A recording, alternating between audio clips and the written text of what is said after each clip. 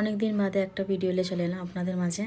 তো ছোট ছোট ভিডিও দিচ্ছি মাঝে সাঝে আর কি। ভালো তো ভিডিও দেওয়া হচ্ছে না, আর ভিডিওর ভিউজ কম আসছে প্রচুরই, কারণ চ্যানেল প্রচুরই ডাউনে চলে গেছে। ভিডিও মানে লেটে দেওয়ার কারণে ঠিকঠাক ভিডিও দেওয়া হচ্ছে না আর কি। তো শর্ট ভিডিওটাও দিচ্ছিলাম, এখন এটাও বন্ধ হয়ে গেছে কাজের চাপে আর কি। আর সামনে আমার ছেলের এক্সাম, এখন প্রচুরই চাপ। যাই হোক, এদিকে রোদ্দুরটা বেশ ভালোই বেরিয়ে পড়েছে। ভাবলাম যে একটু ওয়াশিং মেশিনটাও চাইলে দিলাম, কারণ কাপড় চোপড় অনেক হয়ে গেছে, কদিন ধরে মেঘলাও হচ্ছিলো। তবে এখানে তো ঠান্ডা তো নেই, মানে পাকা চালালে আর কম্বলটা তো লাগে সবাইয়েরই আর কি, ব্ল্যাঙ্কেট। তো যাই হোক, আর কম্বল না হলে আর কি শোয়া যায় না, মানে গরমকালেও চাই আর ঠান্ডাকালেও চাই। এখানে ঠান্ডা বলে সেরকম কিছু নেই, এখানে সবসময় মশা ম্যায়। এখানে এপ্রিল মাস আর মে মাসটাতেই একটু মানে গরম পড়ে ওরই মধ্যে। এবার অনেক অনেক রুম মানে আছে ঘোঁজে ঘাঁচে, যাদের মানে রোদ্দুরটা পায় তাদের হয়তো গরম লাগে, কিন্তু আমার তো মনে হয় না। আমার রুম মানে খোলামেলা, সবসময় খোলামেলার মধ্যে, মানে জানলা ফানলা খোলা থাকে।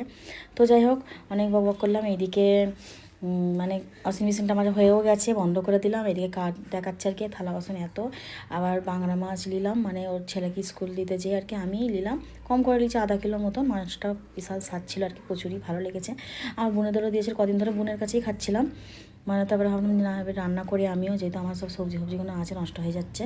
ওকে দিয়েছি, ও আর কত খাবার, আমি একা। তাই আর কি ওইখানেই খাওয়া দাওয়া হচ্ছিলো।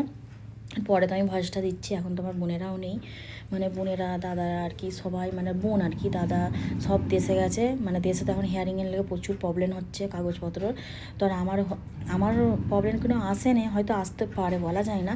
তাও মানে আর কি করেই যাব, কিছু করার না। আমার ছেলের এক্সাম সামনে, মানে 19 তারিখ থেকে এক্সাম হবে। আবার আমার মানে বড় মানে বোনের বিয়ে, মেয়ের বিয়ে, বুঞ্জির। তো বুঞ্জির বিয়ে কি করা, এত আশা করুন এত বছর ধরে, মানে বলে বলে কি আর করা যাবে, এক্সাম আছে।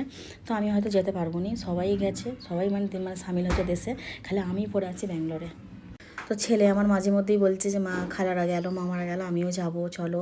তো ছেলে আমার অনেক বুঝদার, বুঝালে বোঝে, যেটা বলি সেইটাই শোনে। মানে যা বলি জানে যে ওর এক্সাম দিতে হবে, কিছু করার নেই।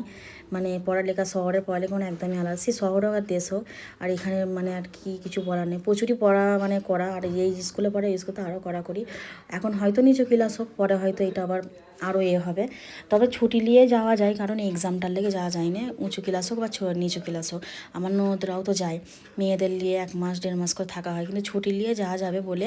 কারণ এখন এক্সামটা তো দিতে পারে, এক্সামের টাইমে আমার বুঞ্জির বিয়ে, যেই বিয়েতে এত আশা কোনো হয়তো আমার যাওয়া হবে না, হয়তো কি যাওয়া হবে না যতটা সম্ভব।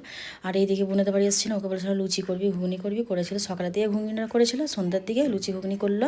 মানে ঘুগনিটা রেডি করাই ছিল। তো আমার মানে বোনেরা তো নতুন রুমে শিফট হয়েছে, মানে এই নতুন নয় 3 মাস হয়ে গেছে রুমটা নিয়েছে। তো হয়তো আগে দেখানো আমার হয়নি, তো ভাবলাম যে একটু ভিডিও আপনাদের সঙ্গে শেয়ার করতে। পুরোটা মানে লোয়া হয়নি ভিডিও আর কি, পিকচার।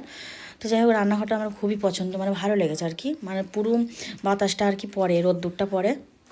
যাই হোক, ওরা আলোটা ভালো করে রান্নাঘরে, মানে আর কি লাইট জ্বেলে কাজ করতে হয় না। আমাদের রান্নাঘরে লাইট জ্বালাতে হয়, কিন্তু বাকি হল রুম বেডরুমে লাইট জ্বালাতে হয় না। তো কিছু না কিছু সমস্যা থাকে, রুম দেখতে গেলে খারাপ ভালো তো হবে। আর এখানে যেই তো সব কিছুটা দেখতে হয়, এখানে ভালো বাজেটের রুম নিতে গেলে রুম ভালো পাবে, নাহলে ওই ছোটোখাটোই হবে। তো এইবার রুমটা আরও সুন্দর। ওদের আগের রুমটা 5,000 5,500 টাকার মধ্যে আর কি জল ভাড়া সব নিয়ে হতো আর কি, এটাই।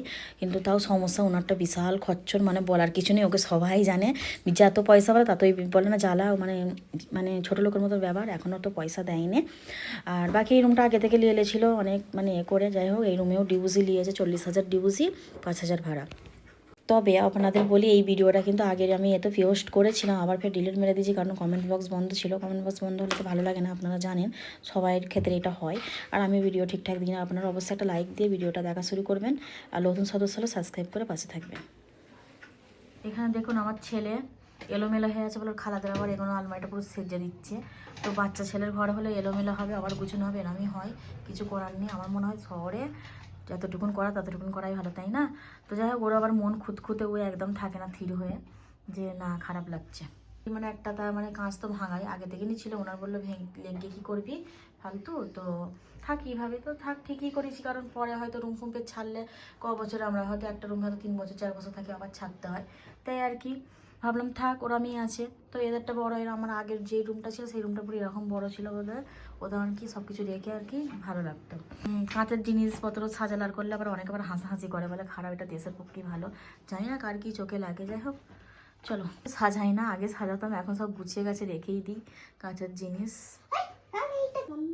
আমাদের মতনই মার্বেল, আমাদেরটা একটু সাদা পানা আর একটু কালচে পানা, কিন্তু বাথরুম পায়খানা মানে আর কি সব বলে আলাদা আর কি, সব কিছু আলাদা আলাদা সিস্টেম। এর মতো এইটুকুনি, দেখা হচ্ছে পরে একটা ব্লগে।